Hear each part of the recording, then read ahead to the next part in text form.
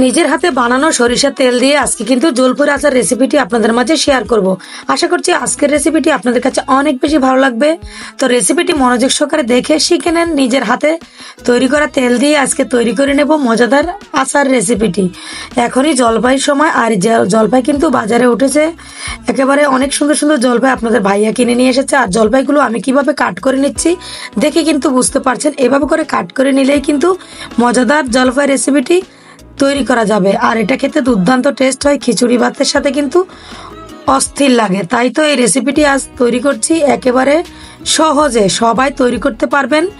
একেবারে সবার জন্য কিন্তু এই রেসিপিটি, যারা কর্মব্যস্ত আছেন খুবই কম সময়ে আচারের রেসিপিটি বাসায় তৈরি করে নিতে পারবেন। আর এটা সংগ্রহ করা যাবে 1 থেকে 2 মাস, কারণ আমি ভিনেগার অ্যাড করব না সেই কারণে। তো যদি ভিনেগার অ্যাড করেন তাহলে অনেক দিন খেতে পারবেন।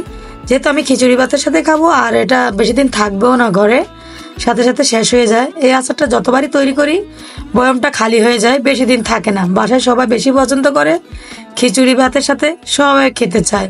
ডাল, খিচুড়ি ভাত, ভর্তা হলে আর এই আচার থাকলে আর কিছুই দরকার হয় না। তো রেসিপিটি দেখে শিখে নেবেন বন্ধুরা। আশা করছি অনেক বেশি ভালো লাগবে এই রেসিপিটি দেখার পরে।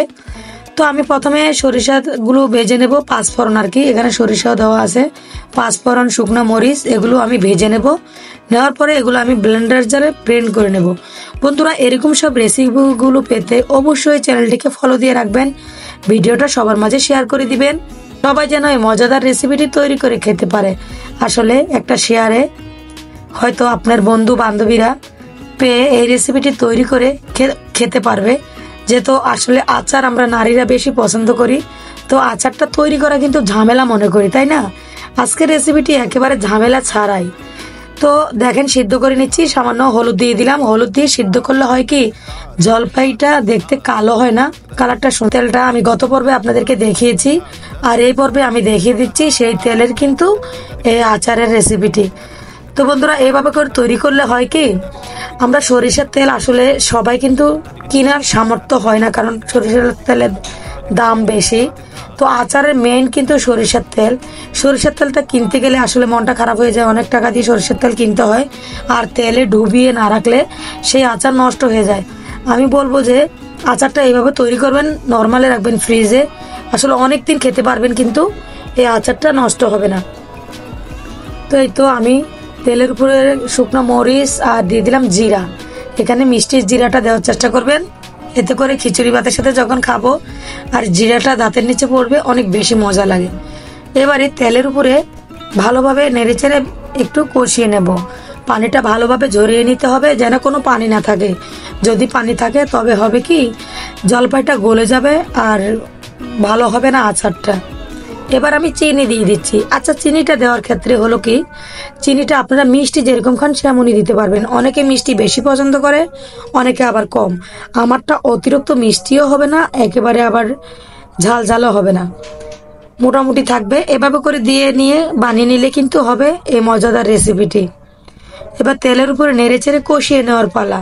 এখানে কোনো পানি অ্যাড করবেন না, তবে কিন্তু আচারটা একেবারেই গলে যাবে। আমারটা আধা ভাঙ্গা হয়েছে, আর এর ভিতরে কিন্তু ময় মশলা ভালোভাবে ঢুকতে পারবে, কারণ আমি কাট করে নিয়েছি। কিভাবে সেটা কিন্তু দেখে বুঝতে পারছেন। এভাবে করে কাট করে নিয়ে যদি জলপাইয়ের আচারটা তৈরি করা যায়, একেবারে তেল মশলাগুলো ভালোভাবে ঢোকে, আর আচারটা খেতেও কিন্তু দুর্দান্ত হয়। এভাবে একবার ট্রাই করে দেখবেন, অনেক ভালো লাগবে। ইউটিউব থেকে দেখলে অবশ্যই বন্ধুরা চ্যানেলটিকে সাবস্ক্রাইব করে রাখবেন, এরকম সব রেসিপিগুলো নোটিফিকেশন সবার আগে পাওয়ার জন্য। তো সামান্য পরিমাণ আমি লবণ দিয়ে দিলাম, দিয়ে এবার নেড়েচেড়ে চুলাটা বন্ধ করে পরিবেশনে দেখিয়ে দিচ্ছি কত সুন্দর হয়েছে। এতক্ষণ মনোযোগ সহকারে দেখার জন্য অসংখ্য অসংখ্য ধন্যবাদ। কারা কোন জেলা থেকে ভিডিওটা দেখেছেন অবশ্যই কমেন্ট করবেন, যেন পরবর্তী ভিডিওতে ধন্যবাদটুকু দিতে পারি। আজ চলে যাচ্ছি, আবারও আসবো দারুণ কোনো রেসিপি নিয়ে। সেই পর্যন্ত সবাই সুস্থ থাকবেন, ভালো থাকবেন। আল্লাহ হাফেজ।